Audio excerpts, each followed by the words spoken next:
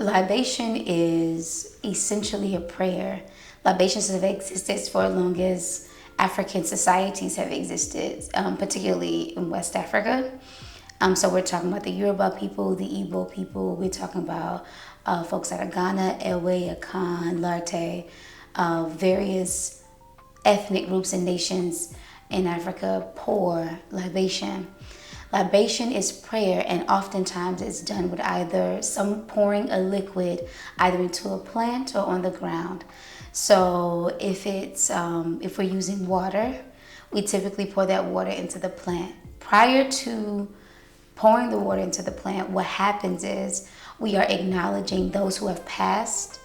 We're acknowledging the blessings of the day, and we're honoring the Almighty Creator. Those are typically the three general main points that happen in a libation. Libations are done just about at every ceremony that you could think of. So for birthdays, for weddings, for graduations, for funerals, for every kind of milestone that exists within the human existence, we pour libation because it is an opening. It is a way opening to acknowledge our ancestors, to pay homage and respect to them, and to invite them into the space to be able to celebrate with us.